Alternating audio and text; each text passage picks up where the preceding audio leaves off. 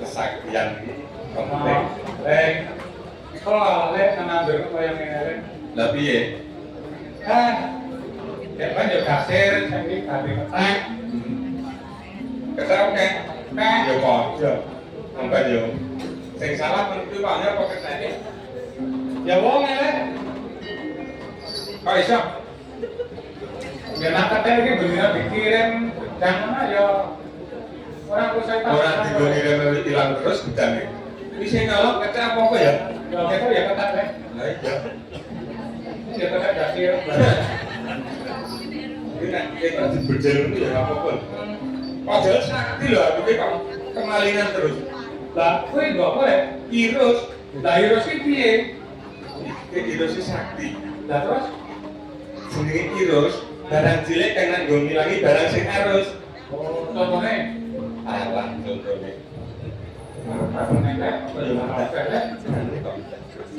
Ini iki. Nah, kena nggo ngene sayur. Ya. Narani yo kena nggo ngene iki lho. Oh. Oh, itu mantan. Lah piye? Ngene iki ya kena di bubur, contohnya ya. Bubur. Enak kowe mangan ya ngene lek kowe iki ngene. Sekolah enak ngene. Bisa itu apa? Macam itu ya. Desa. Aku nek ra nggawe iki kesakti iki lah. Nek omah lho, enak arep. Nek aku nggawe iki wis ditarik. Ya, apa? Wah, sakti lho lek. Ya sakti lho. Wah, iya. Tak megere ya mana? Ya iya men tak tidak barane kok. Oh. Nek tak tidak mesine, ya tak sikit. Wah, kok gawe aku ngono ya gale. Ya, si juga sikil nendang watu. Terus jalan yang ngomben kan enak lekong. Blek. Nah, ngomben lekong. Terus shoot nendang lekong. Terus badhe iki. Terus yo orang minggu lagi mari. Oh. Wis sakti apa ya mari kabeh cilik. Ya kuwi ya saking lem rusak iki. Piye jarene? Kudune nek tengah ora tegajul, tapi ya disikok dimulai terus sedikit hilang. Jadi tandai yo iki awan panas ya ngene. Yo ya patutnya yo usape supaya yo ben katek kepanasan. Yo dikara ngomong kepanasan yo harus hilang, Pak. Saking panasnya nanti akan bengkel lho. Yo nek iki yo rambutnya jadi hilang. Ya ngomong dulu. Capek bener weh. Ini sak durunge ya aku ngomong sik ya, Lek. Ya, ngomong. Monggo. Ngomong kene. Aku ki mungkin nak yang matur karo bapak kok, Lek. Heeh. Apa motornya yang mau pahit, Lek. Lah, ada tadi sini apa? Rabi. Rabi. Rupa kaya mana rabi? Lah ngono seneng karo aku kok. Lah sing mah. Tak kandhane wis dikerawu. Wis ora bakar kok. Ini bapakku budek sama oleh bapak. Sekitae kok ki anak budek. Bapak kok sih kok budek ning oleh iya. Kenapa budek kok kan tempe kitae. Aku kondo, Pak. Heeh. Aku arep kondo, Pak. Kondo. Ana kupinge basa ngono. Kupinge basa oleh. Lho, iya. Sing bapak kok ana rondo ngasih bapak. Kondo. Lho kupinge basa mung kitae seneng rondo ya. Bapak.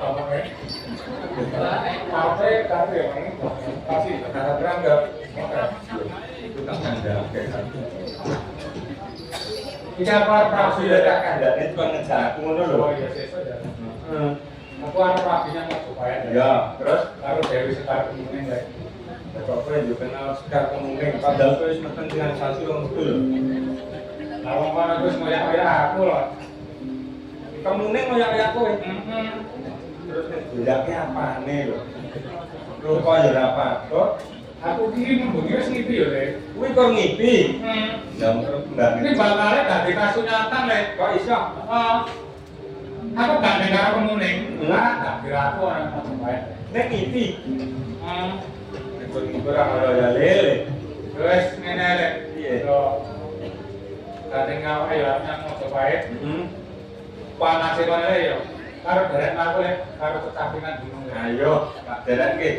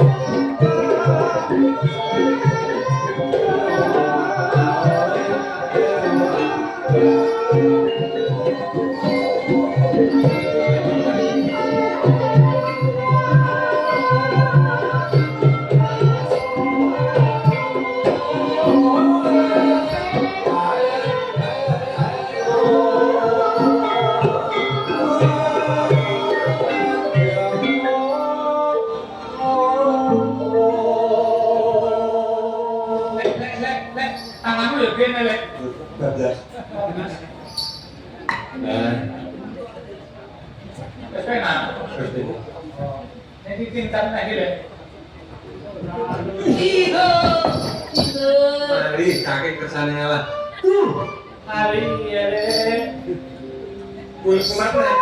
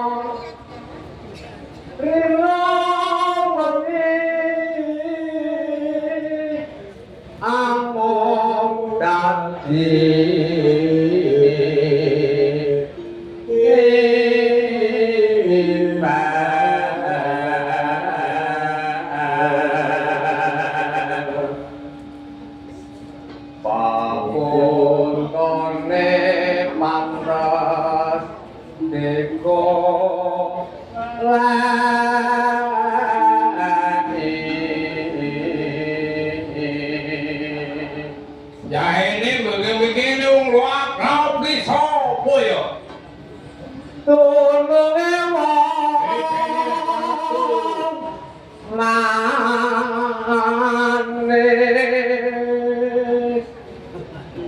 Cảm thấy rõ xuân anh đi bôi à. Các số rất chì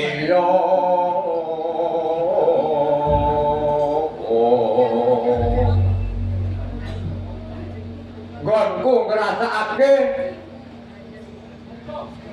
layak liap anganuyuk leluyuban yang bengi ora iso turu yang nawan ora doyan mangan gogok tansah ora jenak amung mikirake tenyo sang kang semestya ing warna yaiku Dewi Sekar Penting. Dahayu ayo turutono ubaling katresnanku Dahayu.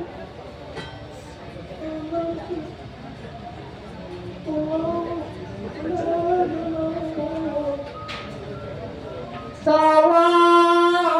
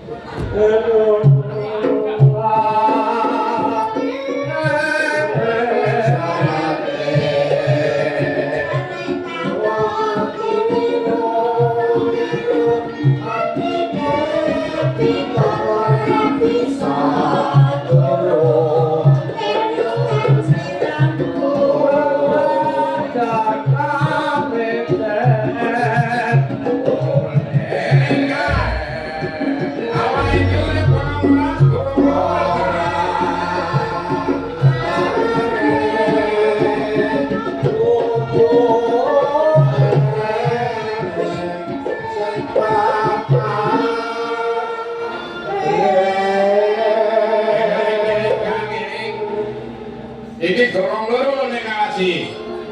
Dadi gandal kaya ngene awake gorong loro, ora ana kancane. Turutana awak mati selamat janane mati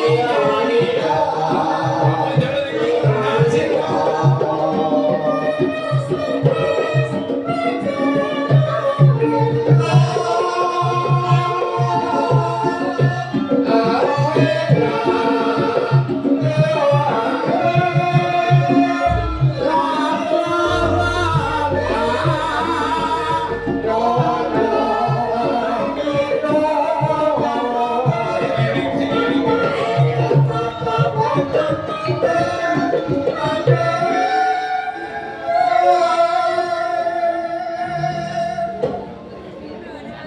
ayo diturutono brantanipun kakang Jajeng. Kang, eling Kang. Pondok tak gonyang dukun ditambahi apa piye? Ini dukung prana.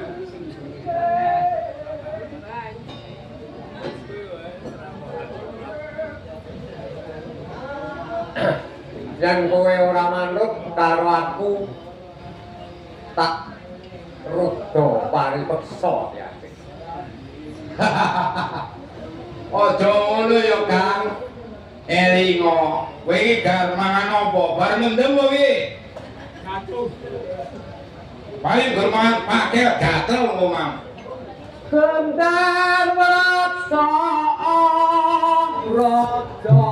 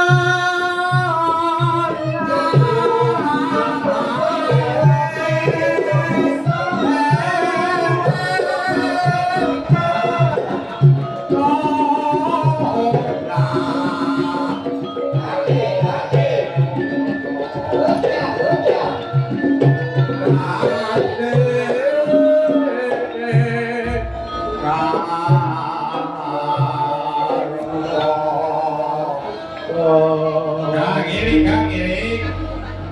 Aja meyo-yo, isin didelok wong li. yang turu aku kok ora iso turu. Yang awan ora bisa mangan. Yang gogok ora jenak. Ene ngamung ngrasakake gonku bakal arep pono Rama jauh marang Dewi Sri Putri. Kang. Eling Kang. Mangertio. Delong iki rene.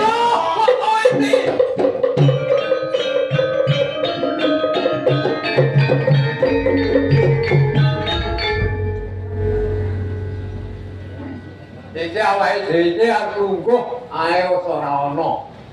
Lungguhan. Enenge namung tunggak karo watu gilak. Wis tak lungguh ana ing tunggak utawa watu gilang iki. Sakaremu Kang.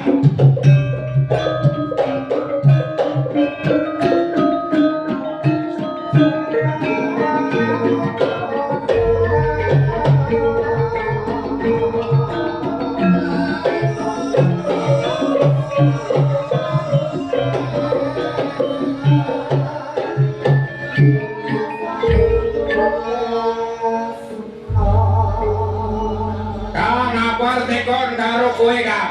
Yo, Tak lunga-lungake iki kowe kaya wong kedanan wong wedok Kang. yo, nanging kowe wis eling-eling Di. Lek ku ngeling iki ora kurang-kurang Kang. Ning kupingmu wis rada budheg. Yo, ora dadi ngopo. Senajan aku ki dadi kaya ngene iki amarga kedanan marang ya Ayu Sekar Kumuning. Ayune timplah wis ora nek sing madani. Apa tekon karo kowe Kang? Jenenge si Kumuning kuwi saka ngendi? Kok kampung ngendi? Desa ngendi? Nah, kerajaan ngendi? Dewi ya Ayu Sekar Kumuning kuwi saka ing negara Majapahit yaiku putrane Kanjeng Sinuwun Prabu Brawijaya. Wah, ini Kang. Aku arep usul penemu karo kowe. Nak tonggo yo karepmu, ora dadi ngopo sebab aku adimu. Aku gun menehi pepeling atau penemu nak dinggo. Nak tonggo sak karepmu. Arep metu, arep usul apa nih? Kowe rak seneng karo Sri Kemuning. Iya. Kowe rak wanita saka kraton Majapahit. Yo, putrane Prabu sapa kowe? Brawijaya. Wah, aku yo gek krungu iki. Ning ngono, Kang. Nah, secara petungku secara tak triti-triti lan tak pikir-pikir kuwi kaya dene kowe iki tiba langgayuh lintang Kang. Ora ngerti. Awak iki dadi brandal wis suwe. Yo, Ning ngrumpuk bondo wis ora ngerti pirangane. Nek Yo, tak kuwi ngrangake putra-putri Majapahit wae wis ora. yo, memang ngrumpuk bondo donya wis akeh. Lan sisane wis tak dum-dumake yang para yatim piatu Kang. Lah. Dadi gerandahe sing migunani. Nah, kuwi tiwas kebenaran turahe kok ngedum-dumake marang yatim piatu sing kekurangan kandang lan pangan. Lan sawise aku arep iki ora mung garang wani awak kok ora bisa nganggo pondok dunya sing oke. Iya. Ini aku dadi berandal iki sekti lan mandraguna. Aku percaya Kang. Karena wae iki rak tunggal guru. Ayo, Ning sak gurune kudu dipikir dhisik Kang. ibarate aku lan kowe kuwi sekti mandraguna tanra tapake Palugrindo. Enatah mendak dina mental. Yo, Nek mung ngayunake aku percaya. marang Dewi Sekri Sadar Kemuning kuwi wae tak kira ora bakal gugur. Aku ora le masalah kuwi, masalah kekuatan aku percaya Kang. Nanging masalah kuwi lho Kang. Kono kuwi ratu, awake urip guneng alas. Kuwi ibarate iki cebong karo lintang iki ben bener Kang. Lan sisine kuwi lorone yo nang kowe ra seneng itu karo Sri Kemuning. Ya, Ya ora. Nah kanggone kono kowe kanggone kono kuwi musibah. Nek nek kanggone kowe iki berkah ngono lho Kang. lah iya sing tak tarpake muga-muga dilelakake nggonku nglamar Dewi Sekar Kemuning kuwi bisa dadi garwaku. Mulane iki kowe esuk lan sore adoh ndak kawe terak ingsun ngrinaketake kowe tak kon bantu marang gegayo aku iki bisa kasembadan sing dadi kekerapan. Sik Kira-kira cara kowe setuju apa ora? aku usul sik Kang, ben ngomong. Sing rabi ra kowe. Ya, Nah aku ora. Upamane yo. ya. Wane bojone kok titik-titik ngono piye? Ora kena. Ora kena. Kowe kudu tak abekake. Ayo.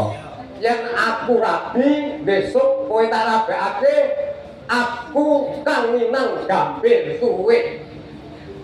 Wah, nak ngono kuwi dadi aku dadak ngenteni kowe. Ora apa-apa aku wong tuwa. Ning kowe janji Ya ganti. yen kowe mukti iki gobang kudu melu mukti. Yo. Saboyo mati, aku yo melu mati. Ayo, saboyo mati, saboyo mukti. Yo. Mukti sampean, yo mukti aku. Oh. Nah, Nah, janjimu tak ugemi. yo. Aku gelem bantu karo kowe. Utang dodo, utang udiro, tekaning pati. Bagus. Ning janjimu ditepati. Aja kesuwen, budal ana ing praja. Baik. Derek aku. Ayo, tak jambangi sama murika.